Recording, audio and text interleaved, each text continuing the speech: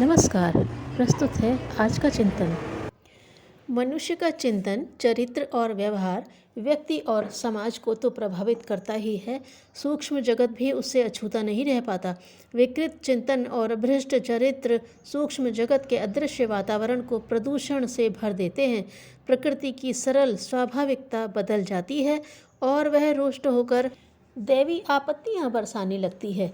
इन दिनों अतिवृष्टि, अनावृष्टि, बाढ़, अकाल, भूकंप जैसी विपत्तियां बड़े क्षेत्रों को प्रभावित कर रही हैं। शारीरिक ही नहीं, मानसिक रोगों में भी भारी बढ़ोतरी हो रही है।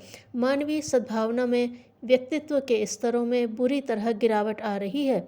जो लोग इन परिस्थितियों में सुधार करने की स्थिति में हैं, उनमें भी इन कर्तव्यों के प्रति आवश्यक उत्साह नहीं रहा है। सदुपयोग से वही शक्तियाँ सुख सुविधा संपन्न स्वर्गीय वातावरण बना सकती हैं, दुरुपयोग तो नरक के अलावा और कुछ बना ही नहीं सकता। समव्याप्त असुरता भी यदि अपने विनाश की वेला देखकर पूरी शक्ति के साथ आक्रमण करे तो आश्चर्य नहीं। प्राचीन काल में असुरों को जब अपनी दुष्टता का समापन होता दिखाई दिया तो उन्होंने देवत्व पर सारी शक्तियां झोंककर आक्रमण किया। युग संधि वेला में ऐसा ही होता है तो कोई आश्चर्य नहीं। देवताओं की संयुक्त शक्ति से असुर निकंदनी दुर्गा का अवतार हुआ था। उन्हें संघ शक्ति भी कहा जाता है। ऋषियों का रक्त संचय करके घड़ा भरा गया, उससे सीता उत्पन्न हुई जिसने लंका की असुरता को नष्ट करने में महत्वपूर्ण भूमिका निभाई। समुद्र पर सेतु बनाना, दुर्दांत दानवों का पराभव करना, राम राज्य का सतयुगी माहौल बनाना रीछ वानरों की सेना द्वारा ही संभव हुआ। उस पुण्य प्रयोजन में गीध गिलहरी तक ने योगदान दिया। बुद्ध के धर्म चक्र प्रवर्तन ने संसार को हिला दिया। यह पुरुषार्थ भिक्षु और भिक्षुणियों के सत प्रयास का ही था। गांधी के सत्याग्रही खोई हुई आज़ादी वापस लाने में समर्थ हुए। युग संधि के दोहरे मोर्चे पर लड़ना वरिष्ठ प्राणवानों के लिए ही संभव होगा। अनिष्टों को निरस्त करना और उज्ज्वल भविष्य को धरती पर स्वर्ग उतारने जैसा उदाहरण प्रस्तुत करना देव मानवों की संयुक्त शक्ति से ही संभव है। इसी उमंग को अदृश्य भगवान का साकार रूप में अवतरण कहा जा सकता है। युग परिवर्तन की महान प्रक्रिया में विशिष्ट आत्माओं का विशिष्ट तप नियोजित तो होगा ही, उसकी जानकारी संभवतः सर्वसाधारण तक पहुँचेगी भी नहीं।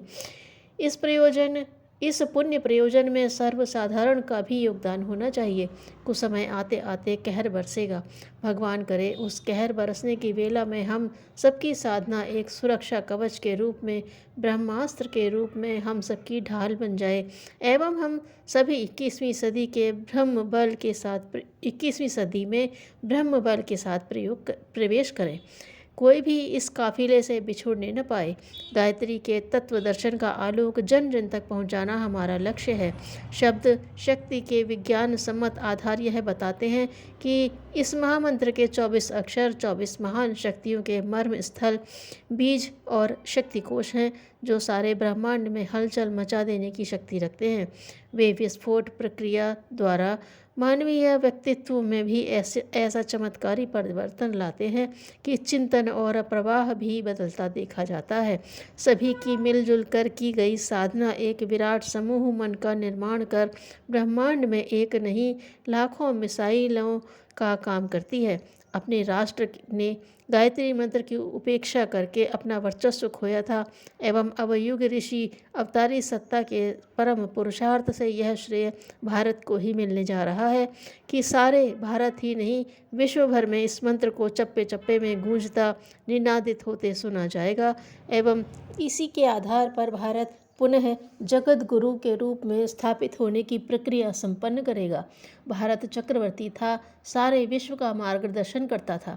अब चप्पे चप्पे में साधना शक्ति के गायत्री मंत्र की प्रेरणाओं के समावेश से यह पुनः सारे विश्व का नेतृत्व करेगा।